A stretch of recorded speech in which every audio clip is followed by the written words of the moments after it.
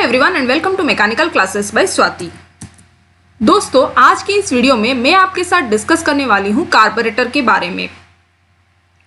देखिए, अगर आप कार ड्राइविंग या फिर बाइक ड्राइविंग कर रहे होंगे तो आपने कार्बोरेटर का नाम तो सुने ही होंगे, लेकिन क्या आपको पता है कि ये कार्बोरेटर जो है वो कैसे काम करता है और उसके क्या क्या इंपॉर्टेंट पार्ट्स है और क्या क्या उसका वर्किंग प्रिंसिपल है। दोस्तों, ये सब आज इस वीडियो में दोस्तों हम लोग कवर अप करने वाले हैं।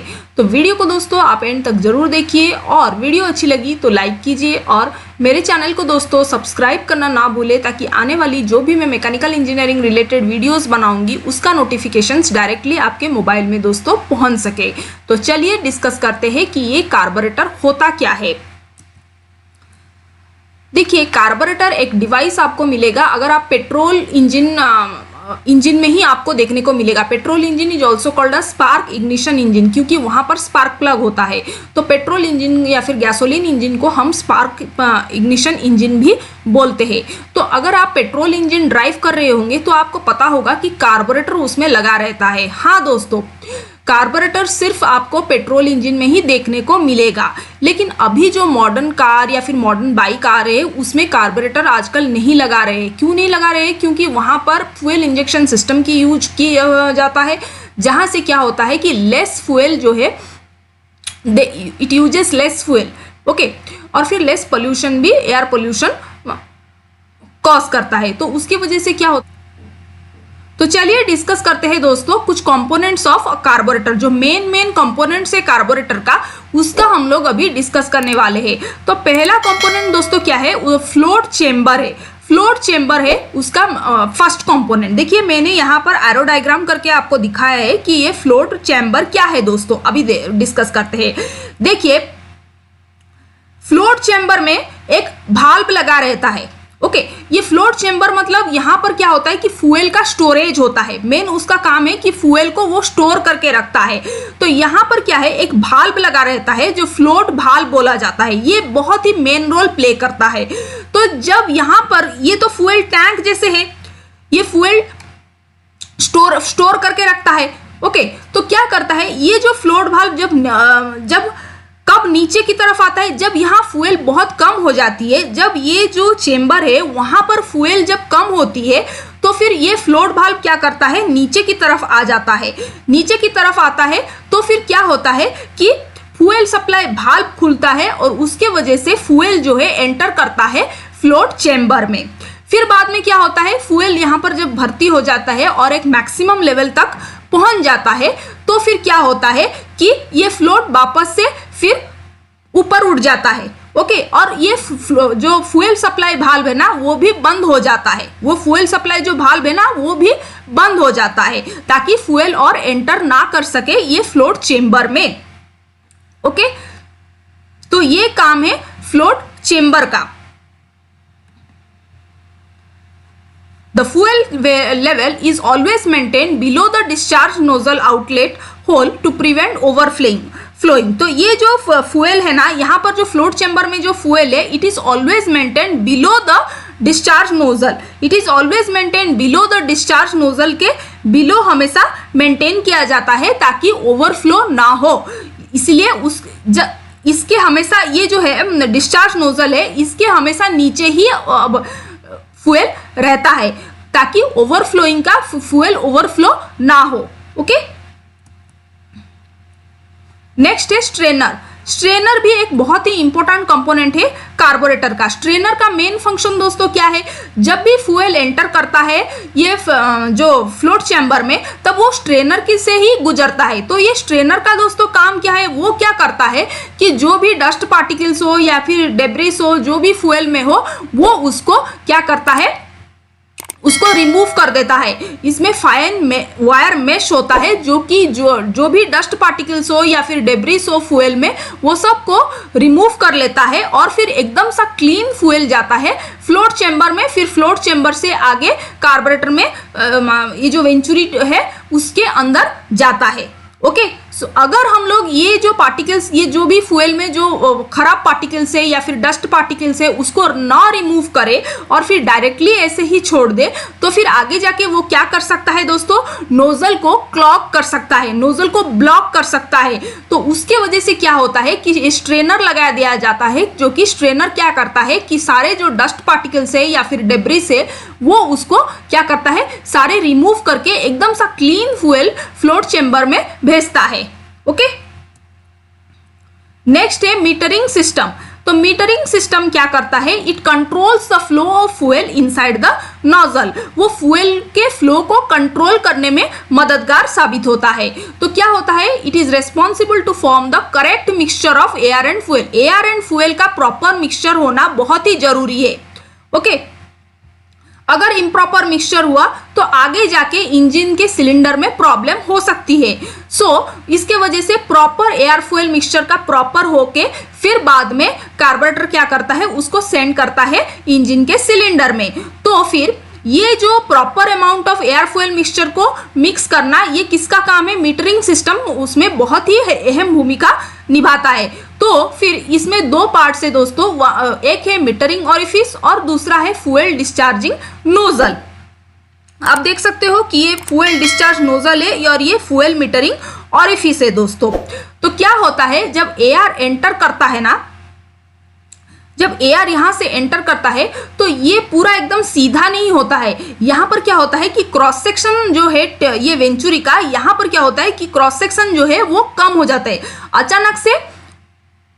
एक बार मैं दिखाती हूँ दोस्तों, यहां पर देखिए ये जो उसका क्रॉस सेक्शन है ना, एयर आया यहां से तो उसका क्रॉस सेक्शन एकदम से, एरिया ऑफ क्रॉस सेक्शन जो है वो डिक्रीज किया, फिर बाद में इंक्रीज हुआ है। तो ये जो डिक्रीज हुआ तो वहां पर क्या होता है कि एरिया का जो प्रेशर है, एयर का जो प्रेशर है वो बहुत कम हो जाता है। एयर का जो प्रेशर है ना, वो जब एयर एंटर किया फिर यहां पर जब आता है तो जब क्रॉस सेक्शन यहां पर डिक्रीज किया गया है, ये वेंचुरी है, तो यहां पर जब क्रॉस सेक्शन इसका डिक्रीज किया है तो एयर का क्या होता है कि वेलोसिटी जो है वो मैक्सिमम हो जाता है और प्रेशर जो है वो कम हो जाता है। ओके, यहां पर प्रेशर बहुत ही कम हो जाता है। Okay, in comparison to the pressure inside the float chamber. Okay, the pressure of the air is becomes very less in comparison to that of the pressure of the oil inside the float chamber। तो इसके वजह से क्या होता है कि float chamber यहाँ पर एक सक्शन इफेक्ट क्रिएट होता है। तो उसके वजह से क्या होता है कि जो भी फ्यूल है आपका वो एडमिट हो जाता है इनसाइड द वेंचुरी। ओके, यहाँ पर फिर फ्यूल एडमिट हो जाता है, मतलब फ्यूल यहाँ पर एंटर किया जाता है। एक सक्शन इफेक्ट यहाँ पर क्रिएट होता है क्योंकि यहाँ पर देखिए एयर की जो वेलोसिटी है वो एकदम से मैक्सिमम हो जाती है यहाँ पर और प्रेशर एकदम से लो हो जाता है। ओके, यहाँ पर प्रेशर हाई है और यहाँ पर प्रेशर क्या है, बहुत ही लो है। तो उसके वजह से क्या होता है, एक सक्शन इफेक्ट क्रिएट होता है और सक्शन इफेक्ट क्रिएट होने के कारण फ्यूल क्या करता है, एंटर करता है by the means of the nozzle. Okay, bye means of the nozzle enter करता है। नेक्स्ट है हमारा आइडलिंग सिस्टम। तो ये आइडलिंग सिस्टम क्या है, ये एक पैसेज है दोस्तों, जो कि it consist of a passage directly from the float chamber to the venturi tube. तो देखिए आप वेंचुरी ट्यूब, ये एक पैसेज है जो कि फ्लोट चेंबर से होके वेंचुरी ट्यूब तक जाता है। ओके, ये पैसेज क्या करता है, it provides rich mixture during idling and at low speed.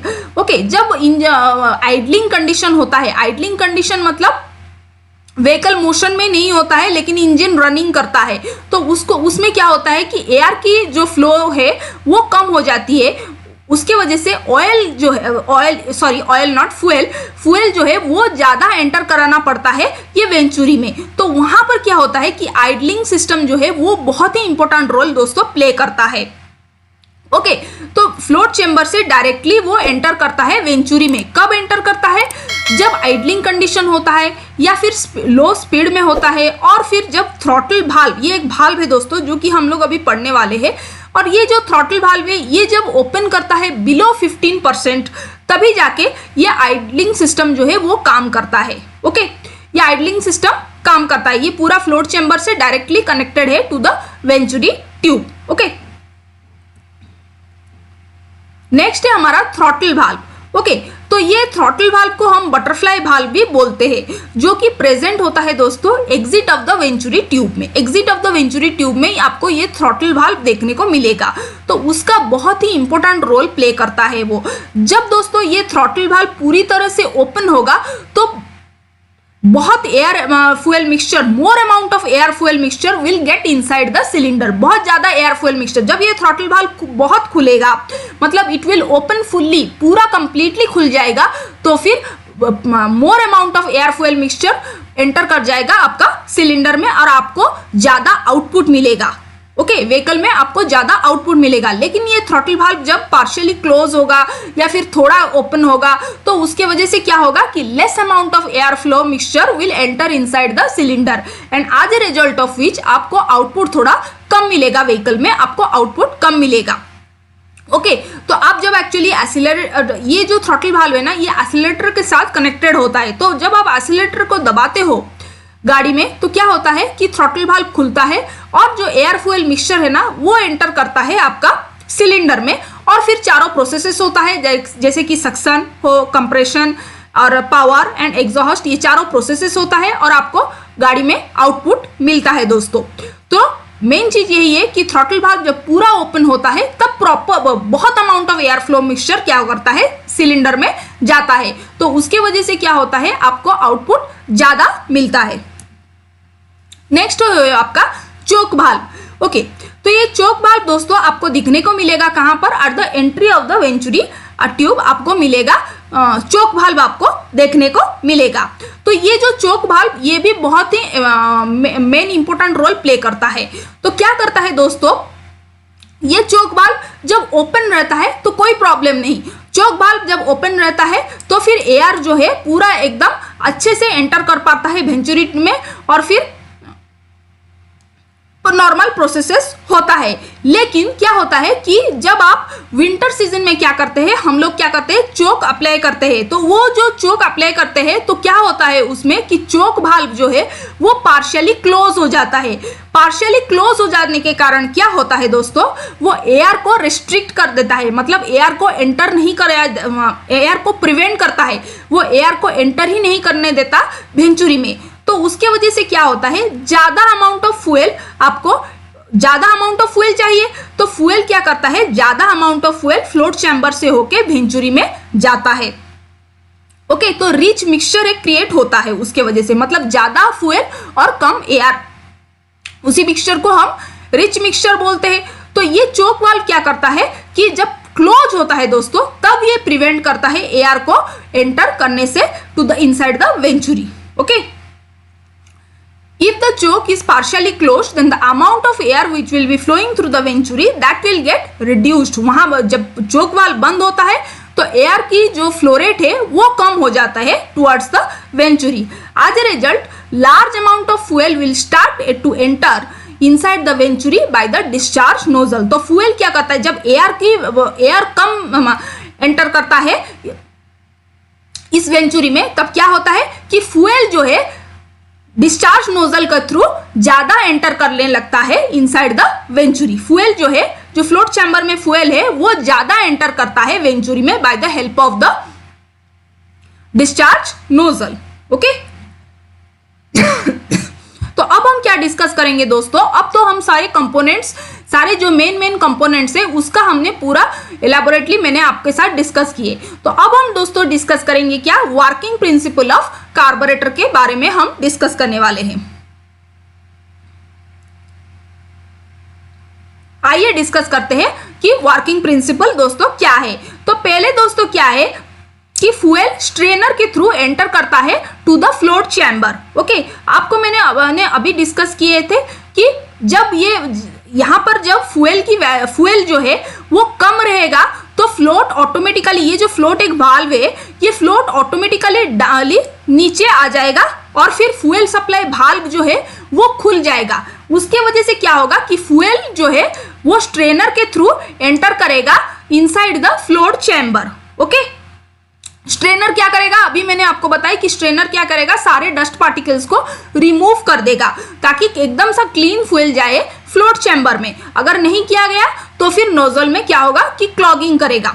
Okay जब ये यहाँ पर जब क्या होगा कि फ्यूल जो ठीक ठाक से भर जाएगा, मतलब मैक्सिमम जो जितना भी उसका अटेन वैल्यू है, जहाँ पर maximum it is always actually kept below the fuel, below the nozzle. Okay, below the fuel discharge nozzle, it is always kept below the fuel discharge nozzle to prevent the overflowing. Okay, overflowing नहीं होने के लिए हमेशा fuel discharge nozzle से नीचे ही उसको रखा दिया जाता है. Okay, तो जब ये यहाँ तक वो अटेन कर जाएगा, fuel यहाँ तक भर जाएगा, तो फिर क्या होगा कि फ्लोट जो है वो ऑटोमेटिकली ऊपर उठ जाएगा. ओके, ऑटोमेटिकली ये वाल्व जो है ऊपर उठ जाएगा और फिर ये जो फ्यूल सप्लाई वाल्व है ना, ये बंद हो जाएगा ऑटोमेटिकली, ताकि फ्यूल जो है वो वापस वो और एंटर नहीं कर पाए ये फ्लोट चैम्बर में दोस्तों.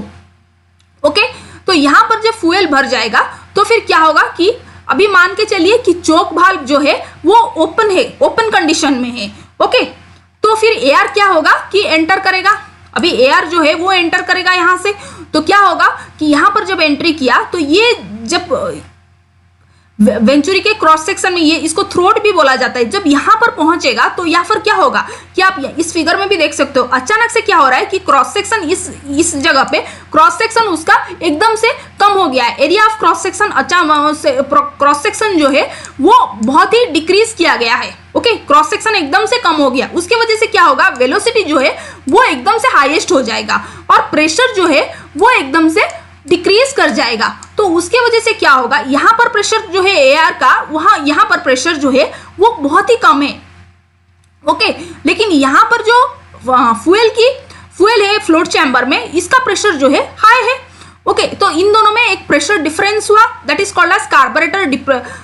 ये जो है कार्बोरेटर में एक प्रेशर डिफरेंस क्रिएट हुआ, तो उसके वजह से क्या होगा कि सक्शन इफेक्ट क्रिएट हो रहा है और फ्यूल जो है नोजल के थ्रू एंटर करने लगा वेंचुरी ट्यूब में. फ्यूल एंटर करेगा अभी वेंचुरी में. तो अभी वहां यहाँ पर फिर क्या हुआ, एयर फ्यूल का जो मिक्सचर है वो बना. ओके, फिर ये क्या करेगा, अभी थ्रॉटल वाल्व जब खुलेगा तो फिर एयर फ्यूल मिक्सचर क्या करेगा, एंटर कर जाएगा टू द. अभी एयर फ्यूल मिक्सचर क्या करेगा, अभी थ्रॉटल वाल्व खुला और ये जो एयर फ्यूल मिक्सचर है वो डायरेक्टली कहां जाएगा दोस्तों, वो सिलेंडर में जाएगा. इंजन के सिलेंडर में दोस्तों वो जाएगा. ओके, इंजन के सिलेंडर में जाएगा और फिर चारों प्रोसेसेस होंगे, suction, compression, power and exhaust. ये जो चारों प्रोसेसेस 4 स्ट्रोक इंजन में यूजुअली होता है वो होगा. फिर डायरेक्टली क्या करेगा, जो भी धुआं है वो बाहर निकल जाएगा by the opening of the exhaust valve. Okay, तो उसके वजह से हमारे जो गाड़ी को पावर मिलता है. ओके, और गाड़ी ट्रैवल कर पाता है from one place to another. Okay, तो ये होता है working principle of the carburettor. तो इस वीडियो में दोस्तों हमें जानने को मिला कि आप लोगों ने सीखे कि कार्बोरेटर क्या है, main components of the carburettor क्या है और वर्किंग प्रिंसिपल ऑफ कार्बोरेटर भी क्या है. वो सब मैंने इस वीडियो में दोस्तों आपके साथ डिस्कस किए. तो वीडियो अच्छी लगी तो लाइक जरूर कीजिए और मेरे चैनल को दोस्तों सब्सक्राइब करना ना भूलें, ताकि आने वाली जो भी मैं वीडियोस बनाऊंगी दोस्तों उसका नोटिफिकेशंस डायरेक्टली आपके मोबाइल में दोस्तों पहुंच सके. कुछ डाउट्स हो दोस्तों तो मुझे कमेंट सेक्शन में आप जरूर बोलिए, मैं आपकी डाउट्स को क्लियर करने की पूरी से पूरी कोशिश करूंगी. तो चलिए वीडियो को यहाँ पर ही मैं एंड करती हूँ. फिर मिलते हैं दोस्तों नेक्स्ट वीडियो में. Thank you.